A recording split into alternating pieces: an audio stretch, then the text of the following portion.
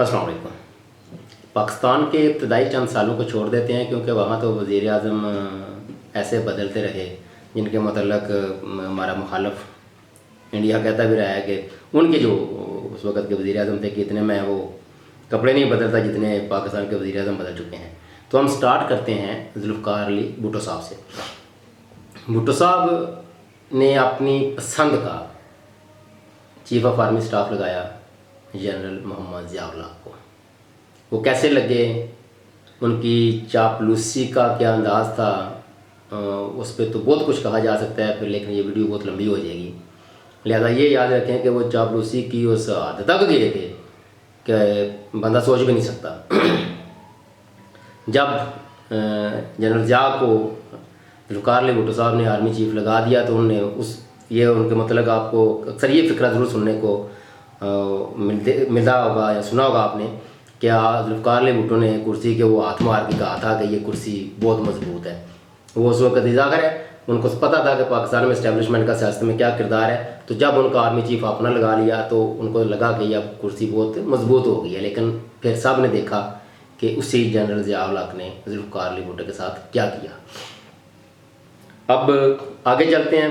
ये ऐसा नहीं है कि सिर्फ सियासतदान ही अपने मनपसंद आर्मी चीफ लेके आते रहे, इस्टेब्लिशमेंट भी अपने मनपसंद के सियासतदानों को प्रमोट करती रही और उनने उनके साथ क्या किया ये भी देखते हैं थोड़ा बहुत। जाहिर है ये डिटेल के साथ नहीं होगी, थोड़ी बहुत इशारों कनाइयों में बात होगी, लोग समझ जाएंगे जिनको थोड़ा बहुत पाकिस्तान की हिस्ट्री का पता है।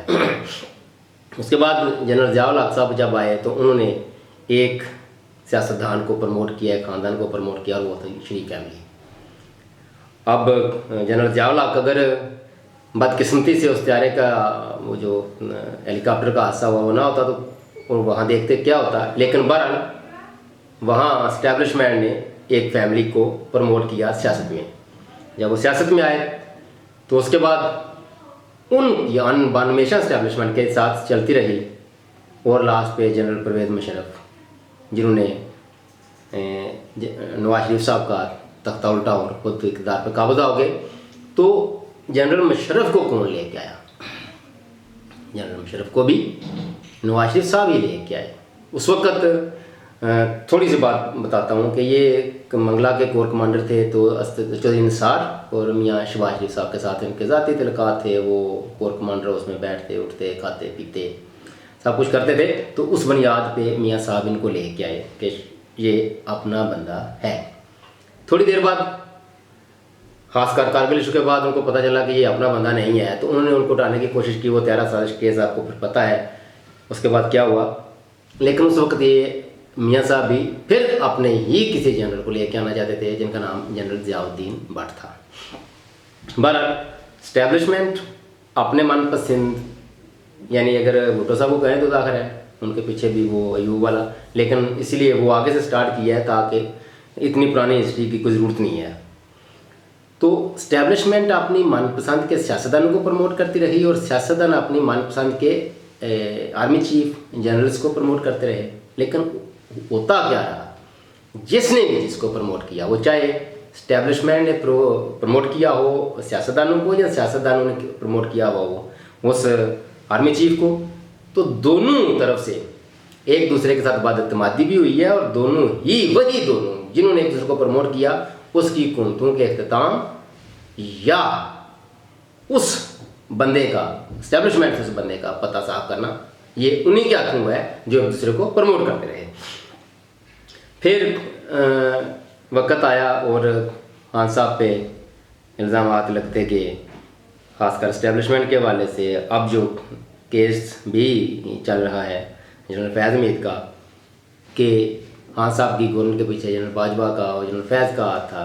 लेकिन पसे पर्दा इन्हीं दोनों के साथ नून लीग भी जो है वो बातचीत और गुफ्तगू में मसरूफ़ थी। 77 साल में से आप पहले 17 साल निकाल भी दें तो 60 सालों में इस्टेब्लिशमेंट और सियासतदान दोनों एक दूसरे को इस्तेमाल करते रहे, दोनों एक दूसरे की कोताहियाँ बर्दाश्त करते रहे और फिर उन कोताहियों के असरात पाकिस्तान और पाकिस्तानी अवाम को भुगतने पड़े।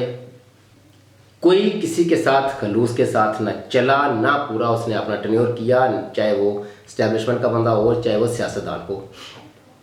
लेकिन इसके बावजूद अब भी यही सियासतदान उसी इस्टेब्लिशमेंट के थ्रू एक दूसरे के खिलाफ वो शिरकतें कर रहे हैं, उसी इस्टेब्लिशमेंट के हाथ में इस्तेमाल हो रहे हैं।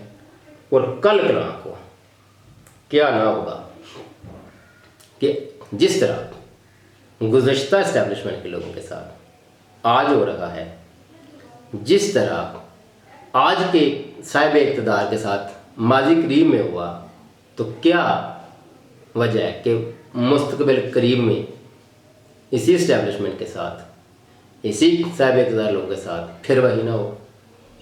तो ये तो सिलसिला चलता रहेगा, ये तो हैप्पी एंडिंग की तरफ बढ़ेगा ही नहीं। ये तो एक दूसरे को नीचा दिखाने, एक दूसरे के खिलाफ इस्तेमाल होने, एक दूसरे को अपने मफाद की खातिर इस्तेमाल करने में चलते रहेंगे। और पाकिस्तान और पाकिस्तानी अवाम इसी तरह सफ़र करते रहेंगे। उनकी हालत दिन ब दिन अबतर होती जाएगी, मुल्क व कौम का सत्यानाश होता रहेगा। लेकिन इनको अक्ल कब आएगी, ये असल पॉइंट है। ये काम सिर्फ और सिर्फ सियासतदान ही कर सकते हैं। सियासतदान सारे, और ख़ासकर जो बड़ी पार्टियां हैं जो अक्सर इक़्तिदार में आती हैं, एक तो ज़ाहिर जमात इस्लामी, उसको छोटी जमात तो नहीं कह सकते, लेकिन ये मैं MNA MPA मुंतखब होने उस सीटों के हवाले से कह रहा हूँ, हालांकि वो मुल्की जमात है। उसके बाद छोटे धड़े हैं MQM है, NPA, तो इनका भी अच्छा खासा किरदार है। इनमें से कुछ प्रो इस्टेब्लिशमेंट बल्कि बनाई इस्टेब्लिशमेंट की हैं, कुछ एंटी इस्टेब्लिशमेंट। लेकिन जो बड़ी पार्टियाँ तीन, पाकिस्तान पीपल्स पार्टी, पाकिस्तान मुस्लिम लीग, वो कभी बड़ी नून हो जाती है, कभी काव बड़ी हो जाती है, लेकिन बहरहाल मुस्लिम लीग को कह लेते हैं, इसको किसी ग्रुप का नाम ही देते ना, ऐसे उसके साथ मुंसलिक करते हैं। और तीसरी अब PTI भी, चूँकि इनके साथ इक़्तिदार में आ चुकी है।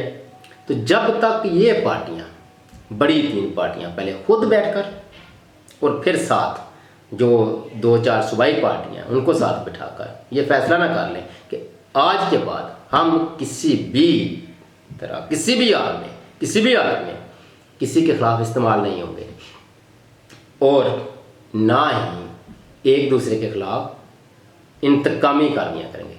देखें, जो किसी ने किया है तो वो इदारे हैं, वो नेक नियति पर जिसने जितना कसूरवार है उसको वो दायरे अपने सबूत दें, किसी वो वहाँ मुदाखलत ना हो, जिसने जो किया है वो उतना भरे, वो चाहे किसी पार्टी का भी हो।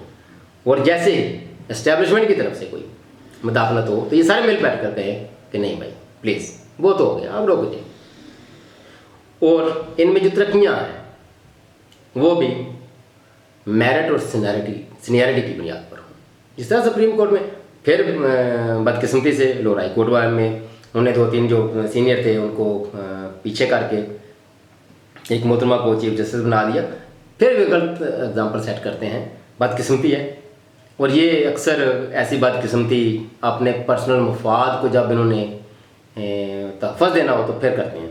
हालांकि चलता है अदलिया में तो एक सिलसिला कि जो सीनियर तरीन है वो इसी तरह आगे आता जाता है, चीफ जस्टिस बनता है या आगे मूव ओवर होना होता है, उसमें सुप्रीम कोर्ट में तो हो जाता है। कोई किसी किस्म का नहीं, इनका एक बस वो क्राइटेरिया सेट है, उसके मुताबिक ये आगे चलते हैं, चीफ जस्टिस बनते हैं, अपनी मुद्दत पूरी करते हैं, चले जाते हैं। इसी तरह स्टैब्लिशमेंट में भी, आर्मी में भी अपना एक आए बंदा सीनियरिटी की बुनियाद पर, वो जैसे जैसे उसकी उम्र पेंशनिस्ट वाली बनती है तो वो जाए पेंशन ले, ख़त्म हो जाए, सीनियरिटी की बुनियाद पर जो बंदा आता है बस उसको लगाते जाएँ। और किसी किस्म की एक्सटेंशन वाला मामला तो बिल्कुल ही बंद कर देना चाहिए। और एक और दूसरा, किसी भी रिटायरमेंट को, वो चाहे किसी भी शोबे से हो, किसी भी डिपार्टमेंट से हो, किसी भी जगह से हो, उसको बाद में नौकरी नहीं देनी। और जो मेन खासकर इस्टेब्लिशमेंट में, जुडिशरी में, ब्यूरोक्रेसी में, आपके जो लॉ इन्फोर्समेंट एजेंसीज़ और पाकिस्तान के जो चंद मोतबर इदारे हैं खासकर एटॉमिक के वाले से, वहाँ से अगर कोई बंदा रिटायर्ड होता है तो उसको अपने मुल्क जाने की भी इजाज़त नहीं होनी चाहिए। तो ये चंद चीज़ें बैठ के सेट कर लें और चलने दें मुल्क को। तो मेरा ख्याल है मैक्सिमम कोई भी अगर साफ नीयत के साथ आ गया तो वही टेन्योर भी बड़ा होगा, पाकिस्तान इंशाल्लाह राइट ट्रैक पे भी आ जाएगा और तरक्की की तरफ भी गामजन हो जाएगा, ये कोई इतना बड़ा मसला नहीं है, लेकिन तसलसल बड़ा ज़रूरी है।